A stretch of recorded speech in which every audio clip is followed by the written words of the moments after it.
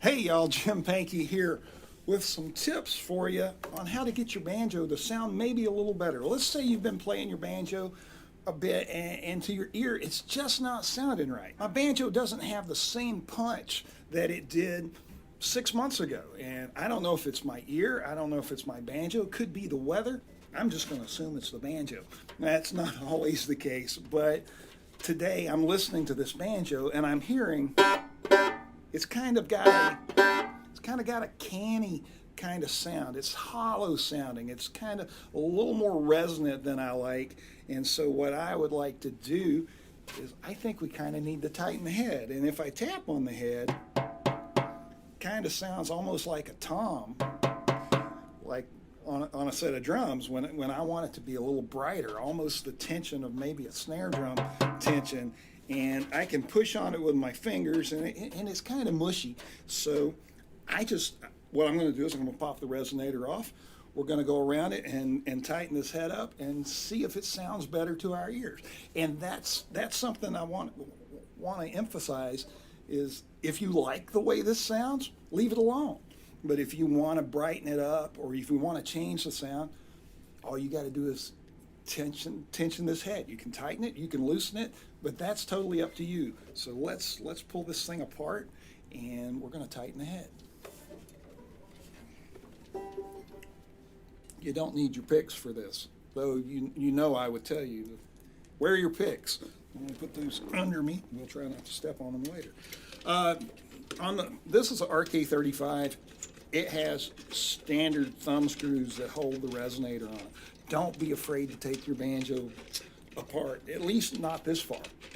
Just go ahead and take the resonator off. You need to look at it. You need to know what's inside it.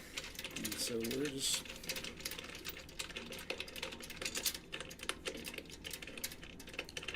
take these out. Sometimes they seem like threads just go on forever, but they don't, I promise you. There we go. So just the thumb screws come out. And we can set the resonator to the side, and that's what the inside of your banjo looks like. It's nothing too scary. So what we're going to do is we're going to tighten these. We're going to tighten these brackets. There's no rocket science to it. You should have gotten with your banjo a key to do that. If you didn't, on the RK35, these are a 1/4 inch. You can use a nut driver. You can use a little wrench, whatever. I like to use the tension key that you get with it because with it having these wings, you can see how much you're turning. So I usually base that against my rim. So I try to set that as close as I can. And so what I'm going to do on this head felt really loose to me. So I'm just going to go a half a turn. Now, if your banjo head is fairly tight already, it feels tight, don't go half a turn. Maybe go a 1/4 of a turn, maybe even an 1/8 of a turn. But this one felt a little loose to me, so I'm going to go a half a turn all the way around. I start at one bracket and I work my way around. And this bracket is so loose that it is off. So we're going to tighten that up, and there we go. And we're just going to work our way around and try to tighten everything evenly. You don't want to tighten one more than the others. Even tension is a big deal.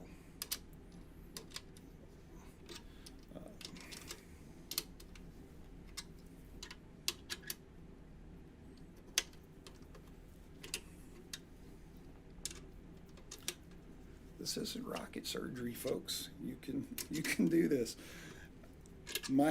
I got my first banjo in 1977. And then a couple of months later, I had taken it completely apart. It comes apart with a wrench, and I learned a lot about the process in doing it. And And the reason for it was I wanted to try a different sound. And so I took the resonator off and I saw all these brackets. I thought, well, we'll tighten this up and we'll loosen it up and we'll just see how it all works. So this is part of the process. And these are things that you can do yourself. And you can customize the sound of your banjo really quickly by just tightening the head. And so we went a half a turn all the way around. And now that sounds a little less scary. So I'm not going to put our thumb screws in just yet, but I am going to put the resonator on. Just hold it on there. Get my picks. And let's see what this sounds like. Let's see if it brightens it up. Let's see if it gives us those that bluegrass sound that we're after.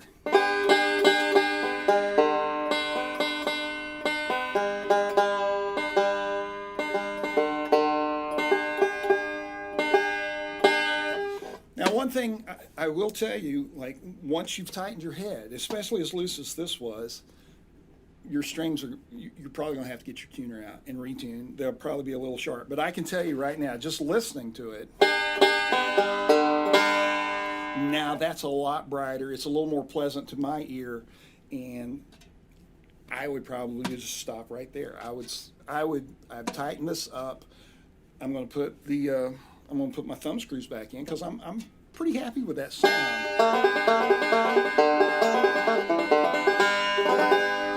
I'm happy with that, at least for now.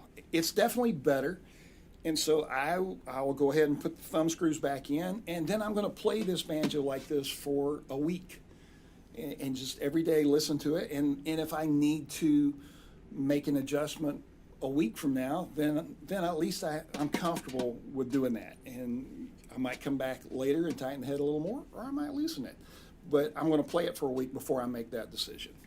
And that's how I tighten and freshen up the sound of my banjo. And you can do it too. See y'all.